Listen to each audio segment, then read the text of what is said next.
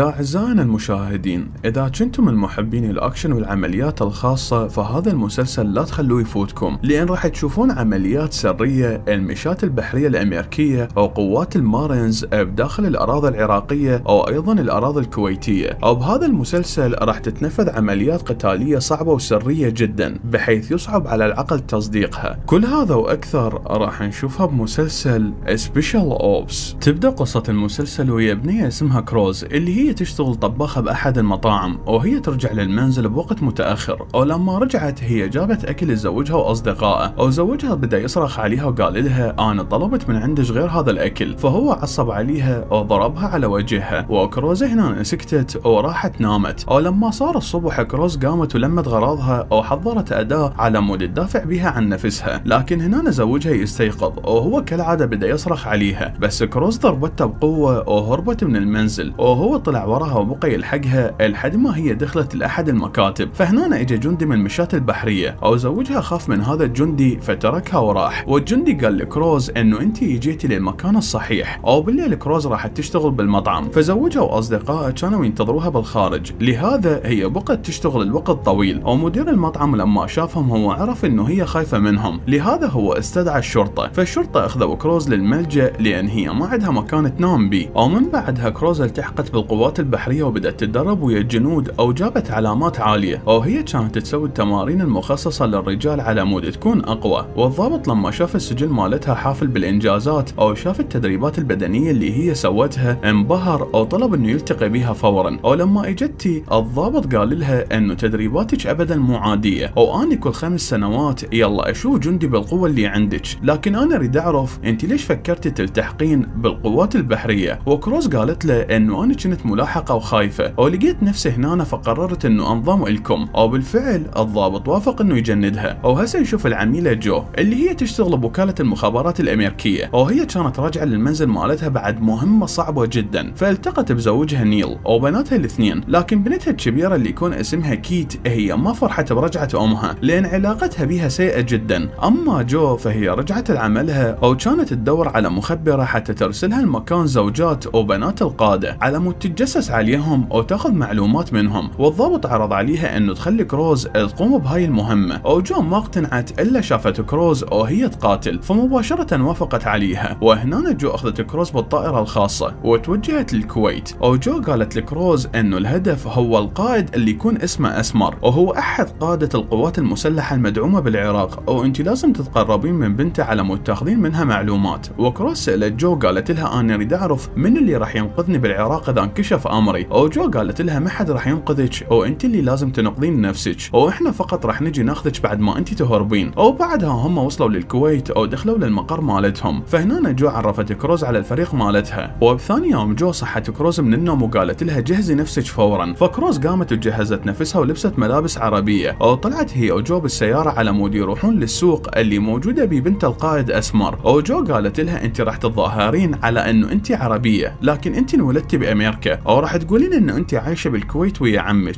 وكروز قالت لها انا لازم اعرف اسم البنية ومعلوماتها. وجو قالت لها المفروض انه ما تعرفين حتى ما تخطئين وتقولي لها معلومة هي ما قالتها الك. فهنا هي نزلت من السيارة ودخلت للسوق، وكروز نزلت وراها ودخلت المحل المجوهرات، وشافت البنية هناك فراحت يمها وصارت تحكي وياها عن المجوهرات. والبنية كانت لطيفة جدا وعرفت نفسها لكروز وقالت لها اني اسمي عالية، وهي اخذتها وراحت للمحل الثاني. وجو شافتهم وعرفت انه الخطة بلشت تنجح. وبعد اسابيع على هاي المهمة جو التقت بالمشرفة اللي يكون اسمها كيلتون، وقالت لها انه كروز وعالية هم على تواصل ويا بعض، وعالية حاليا موجودة بنيويورك، واني خليت كروز تروح هناك وخليتها تقعد باحد الشقق مالتنا. وكيلتون قالت لها طلعيها من الشقة لان اذا احد شافها هناك راح ينكشف امرنا. وبعدها نشوف نيل وهو بالمستشفى، او كان يشوف اشعة مريضة صغيرة جدا، وهو اكتشف انه هي عندها ورم خبيث بدماغها. فهو راح على مود يشرح لاهلها الوضع، وقال لهم انه الورم كبير وحتى نشيله احنا لازم نستأصل عينها. فهم انصدموا وسألوه اذا هي راح تعيش بعد العملية. ونيل قال لهم انه هي ما راح تقدر تعيش لفترة طويلة. فابو البنية عصب وضرب نيل على وجهه، والحراس فورا تدخلوا وطلعوه. وبهاي اللحظة اجى اتصال نيل من مدرسة بنته كيت، وهو راح واخذ كيت من المدرسة، وهي كانت مسوية مشكلة وضربة واحد من الطلاب. وبعدها جو رجعت للمنزل، وكيت قالت لها انه ابويا اخذ تليفوني تخافوني مني. فجو قالت لها انه انا راح احل الموضوع، وهي راحت للحديقة وقعدت ويا نيل على مود تفهم من عنده اللي صار. فنيل قاعد يحكي لها عن الألم اللي حس بيه، وهو بدا يحكي لأهل البنية الصغيرة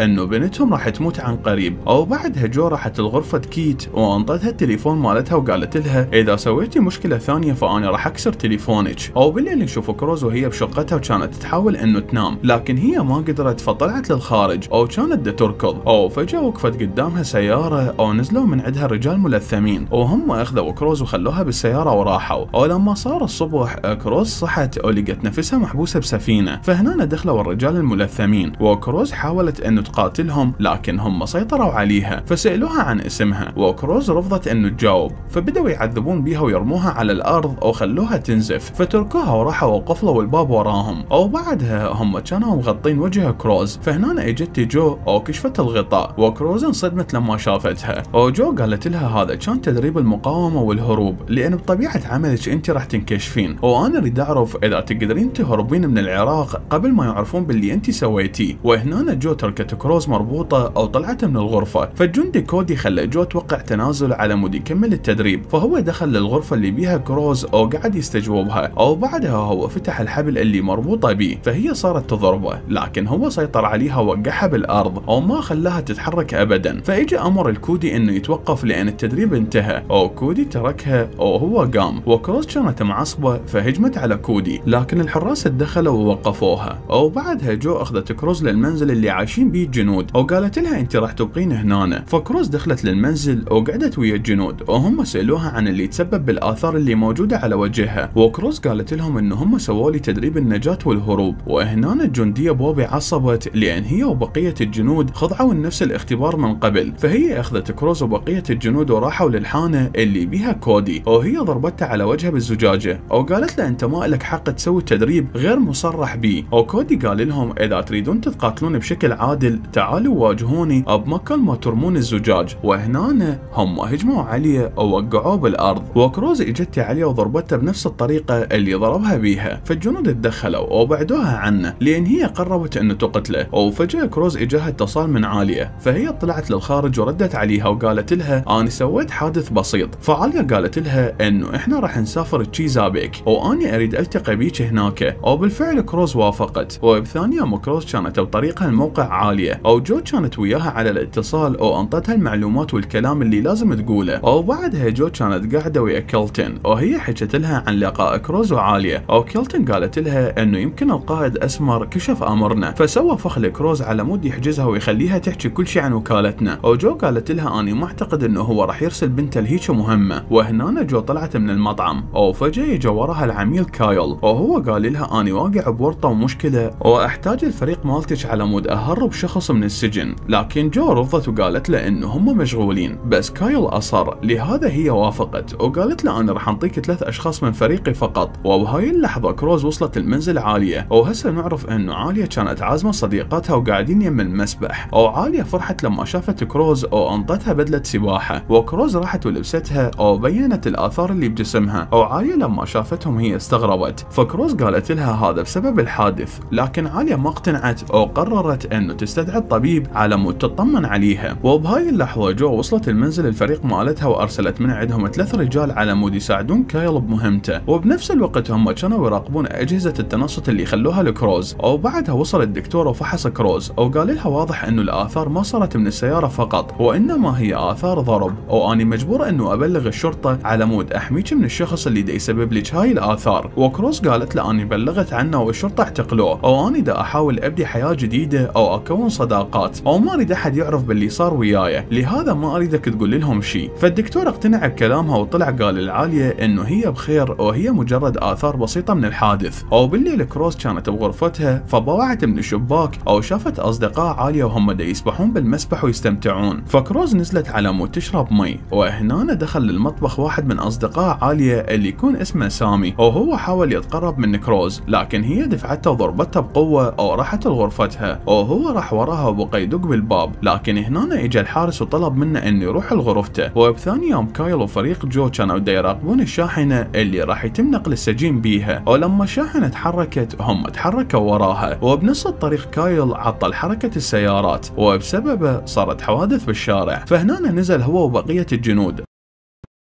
وهم كانوا مسلحين، فطلعوا السجين من الشاحنة أو خلوا سيارتهم وهربوا، أو بعدها وصلوا المنزل خشبي أو خلوا سياراتهم بالجراج أو أخذوا سيارة جديدة، أو قبل ما يطلعون هم فجروا السيارة اللي نفذوا بها عملية السرقة، فراحوا بالسيارة الجديدة على مود ما حد يكشفهم. أو بعدها عالية وخطيبها إحسان هم قالوا لكروز إنه سامي راح يغادر هذا المنزل وإحنا ما راح نسمح له إنه يضايقك مرة ثانية. فبهاي الأثناء عالية أخذت كروز بالسيارة وقالت لها أنا مسويت لك مفاجأة أو راح تعرفين لما نوصل للمكان. وهنا هم وصلوا لشركة خدمات جوية، وعالية كانت حاجزة طائرة حتى تروح برحلة ويا كروز، وجو فريقها كانوا يراقبون كل شيء دا يصير. وهنا كروز وعالية وبقية أصدقائها وصلوا للشاطئ، وبنفس الوقت جو والفريق كانوا مستأجرين سفينة ودا يراقبون كل شيء يصير. فجو سألت واحد من فريقها عن مهمة كايل، وهو حكى لها اللي صار هناك، وقال لها انه اكو اكثر من شخص ماتوا بهاي المهمة بسبب الحادث اللي سواه كايل بين السيارات. فجو عصبت واتصلت بكايل وقالت له اذا تورط فريقه بهاي المصيبة فانا راح انتقم منك. او كايل قال لها الموضوع محلول وهم ما راح يتورطون بشيء. او بعدها نروح لوكالة المخابرات الامريكية ونشوف النائب بايرون وكيلتون، وهم استدعوا كايل وقالوا له انه انت عندك عميل معتقل من داخل منظمة كارتل، والبارحة العميل تم تهريبه من شاحنة الشرطة وانقتلوا 7 اشخاص بسبب عملية التهريب. فكايل الظاهر انه هو ما له علاقة بالموضوع، لكن كيت طلعت تسجيل كاميرات المراقبة اللي مبين بيها انه كايل من داخل السيارة. وهنا بايرون سأل كايل وقال له انت منين دبرت الفريق حتى تسوى هاي المهمة؟ فكايل رفض انه يجاوب، لكن بايرون جبره انه يحكي. او كايل قال له انا استعانيت بفريق جو، وهو قال ان العميل مالتي كان رايح حتى يجيب لي 5 اعضاء معروفين بالقاعدة الاسبوع القادم، واذا تم نقل السجن ثاني فمنظمة كارتل راح يقتلوه، والاعضاء حاليا محتجزين بداخل المنظمة وهم راح يتم نقلهم المنزل امن. فكيلتون قالت له انت لازم تقدم دليل على كلامك حتى نبلغ وكالة الاستخبارات الدفاعية ونحصل على دعم منهم. او بعدها كيلتون اتصلت بجو وقالت لها انت لازم تجين فورا. فجو قالت لها اني بمهمة وما اقدر اجي. او كيلتون طلبت منها العنوان مالتها وقالت لها انا راح اجي عليك بنفسي. او هسه نشوف كيت وهي صاعدة بسيارة صديقتها، لكن فجأة اجت سيارة ودعمتها، والخبر وصل للنيل وقالوا له انه بنتك سوت حادث وهي بطريقها للمستشفى. ونيل طلع من غرفة العمليات فورا، وهنا وصلت سيارة الاسعاف وهم كانوا جايبين كيت وهي كانت تصرخ من الالم لان ساقها تأذت. ونيل راح واتصل على جو وحكى لها اللي صار. فجو انصدمت، لكن هي قالت له انه انا ما راح اقدر اجي لان انا عندي مهمة بمدينة اخرى. ولما خلص الاتصال اجى الدكتور وقال نيل انه تحليل الدم طلع او كيت حامل واجهاضها صعب بهاي الفترة. فنيل انصدم لان هي بعدها صغيرة. او بالليل عالية اخذت كروز وبقية اصدقائها وراحوا للكازينو. او جو والفريق كانوا بنفس المكان ودا يراقبون كل شيء صار. او جو قررت انه تنزل وتدخل للكازينو حتى تراقب عن كثب. وباثناء ما هي تراقب نيل اتصل عليها وقال لها انه كيت حامل او انت لازم ترجعين وتحسنين علاقتك بيها لان هي تحتاجك. وبهذا الوقت كروز كانت تطلب عصير، فهنا اجى رجل وتعرف عليها وطلب منها انه يرقص وياها. وبالفعل هي وافقت وهي راحت ترقص وياه. وبعدها اجت المشرفة كيلتون للموقع وطلبت من الفريق انه ينادون على جو. وبهاي الاثناء الرجل اللي تعرفت عليه كروز هو خلالها مخدر بالعصير مالتها بدون ما هي تنتبه وهي تشربه. وفجأة صارت مشكلة بالبار، فعالية واصدقائها طلعوا من المكان. وجو لاحظت انه كروز مختفية، فاتصلت على الفريق وبلغتهم انه الرجل اخذ كروز وهرب. فهم بدأوا يتعقبون كروز من خلال الجهاز اللي مخليه إلها، وقدروا يعرفون مكانها. فهم فورا راحوا عليها وقدروا انه ينقذوها قبل ما تتعرض للأذى ورجعوها للمنزل. ولما صار الصبح كروز صحت وشافت معلقين يمها مغذي وهي كانت ناسية كل شيء صار وياها البارحة. وبهذا الوقت جو وكيلتون وصلوا للمستشفى والتقوا بنيل. وهنا طلع الدكتور وقال لهم انه العملية نجحت، لكن احنا لحد الان ما نعرف شلون راح يكون وضعها. وجو كانت متوترة وخايفة لانه خايفة انه كيت ما ترجع تمشي مثل قبل. وبعدها جو راحت لغرفة كيت وقعدت تحكي وياها. وكيت كانت خايفة بسبب الوضع اللي هي بيه، لكن جو قالت لها انه الرب قرر انه ما تصيرين ام بهذا العمر، لهذا انت اجهضتي باثناء العمليه. وبعدها جون جبرت انه تروح حتى تكمل عملها، وبالطريق كيلتون قالت لها شنو رايك انه تصيرين رئيسه قسم بالوكاله؟ فجو قالت لها بهاي الحاله انا راح اكون غايبه عن عائلتي لفتره طويله. كيلتون قالت لها فكري بالموضوع لحد ما المهمه تنتهي. وبعدها جو وكيلتون وصلوا لمنزل كايل اللي يكون بنفس المنطقه اللي موجوده بيها منزل رجال القاعده، وكروز وبقيه الفريق كانوا متجمعين هناك. كيلتون قالت لهم انه هاي المهمه راح تغطي على الفعل الغير قانوني اللي سويتوه لما انتم اخذتوا سجين من سياره الشرطه، لهذا لازم تمشون صحيح او تقضون على رجال القاعده. وبالليل هم جهزوا اسلحتهم وراحوا كلهم المنزل رجال القاعده، لبسوا اقنعتهم. اول شيء سووه هم طفوا التيار الكهربائي واقتحموا المنزل وقتلوا كل رجال القاعده وغادروا المكان فورا. وبثاني يوم جو رجعت للمستشفى على مود تطمن على كيت. اما كروز وبقية الفريق فهم رجعوا للسكن مالتهم، وهناك عالية اتصلت بكروز حتى تطمن عليها وقالت لها انه باليوم اللي صارت مشكلة بالبار انا طلبت من الامن انه يطلعوك من الداخل لكن هم تحركوا فورا. وكروز قالت لها اني ما مزعوجة من عندك. وهنا عالية طلبت منها انه هي تجي للمكان اللي هي بيه، وكروز بالفعل وافقت. وبعدها كروز راحت المنزل عالية، وهناك هن سووا جلسة العناية بالبشرة. وكروز حكت العالية عن حقيقة الكدمات اللي بجسمها، وقالت لها انه زوجي السابق هو اللي سبب لي هاي الكدمات لكن اني وقفت عند حده وضربته وهربت. فعالية تعاطفت وياها وقالت لها انه اني راح اكون صديقتك وادافع عنك دائما لكن انت ما لازم تضمين شيء علي. فكروز وعدتها انه تحكي الحقيقة دائما او ما تضم عنها اي شيء. ولما قامت عالية كروز حست بتأنيب الضمير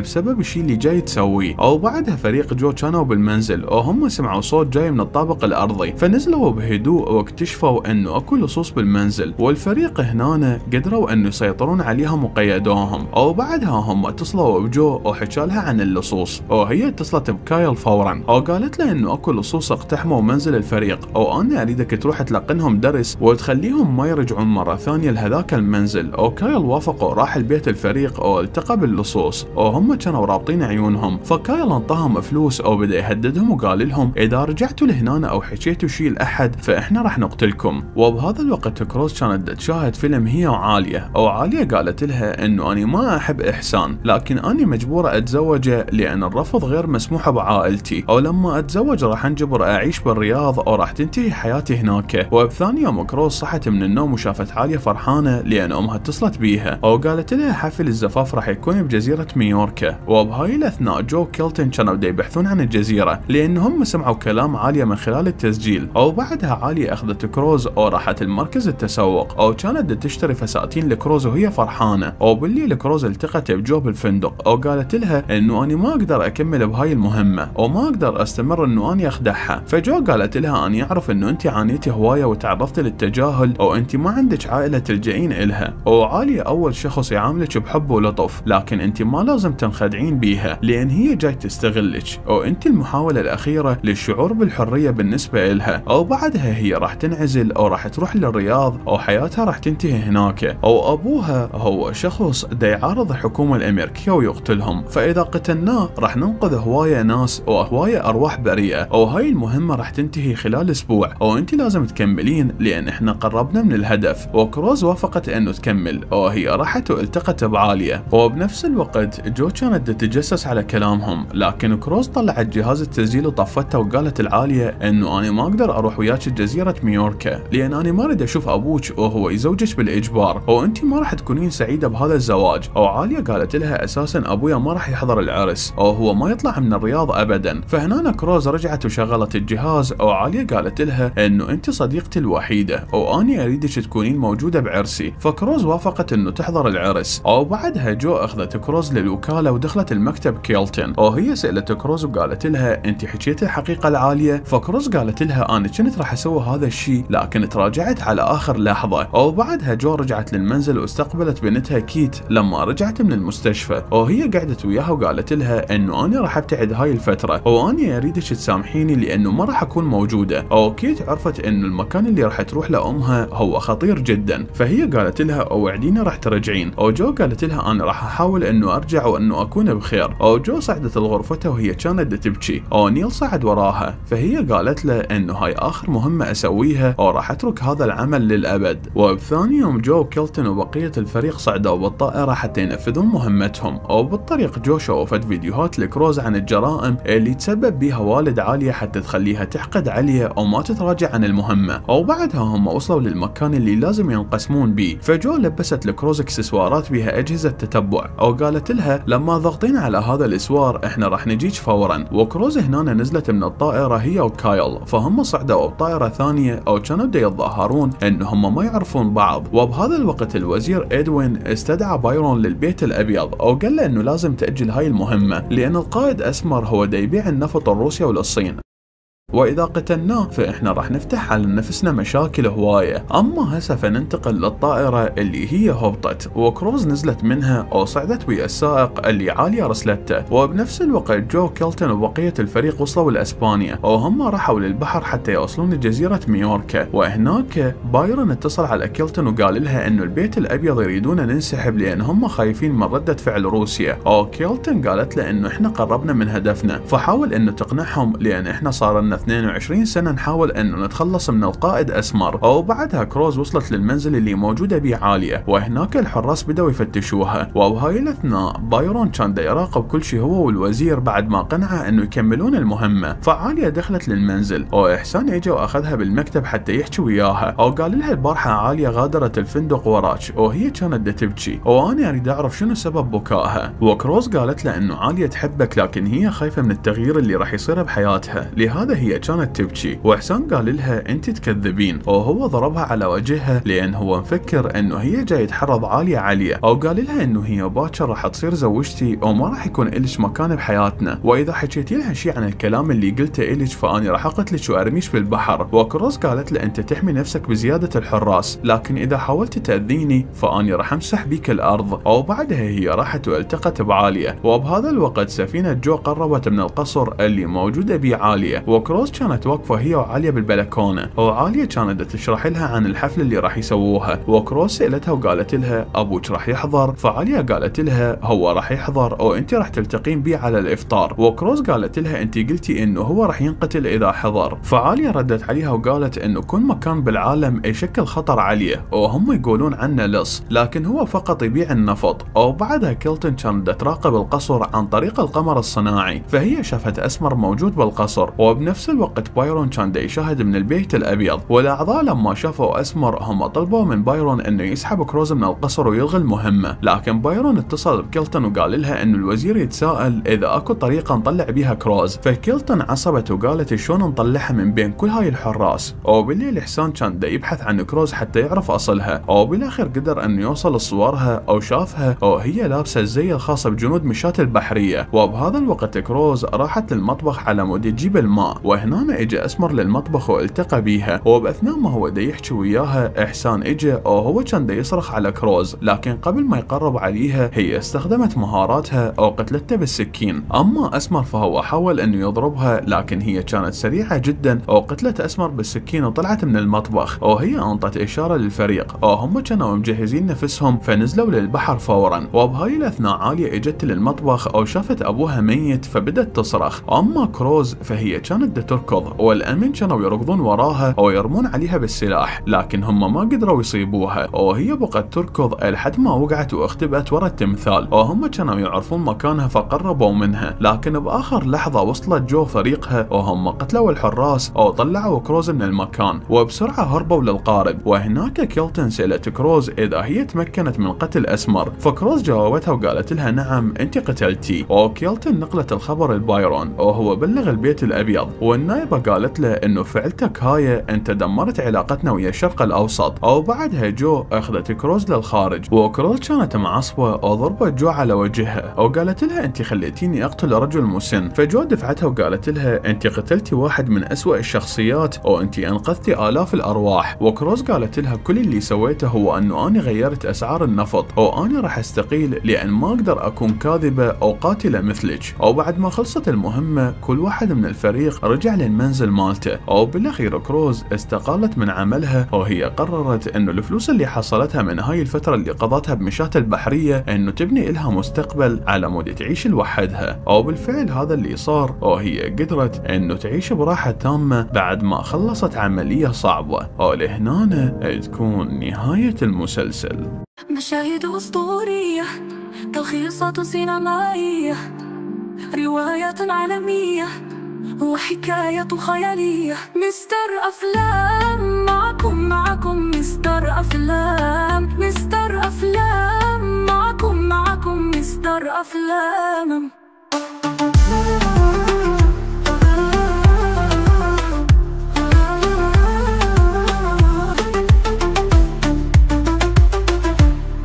مستر أفلام، معكم مستر أفلام، مستر أفلام، معكم مستر أفلام. طرفة رائقة، مقاطع وحية، قصص يومية وخاتمة درامية. مستر أفلام، معكم مستر أفلام، مستر أفلام، معكم مستر أفلام.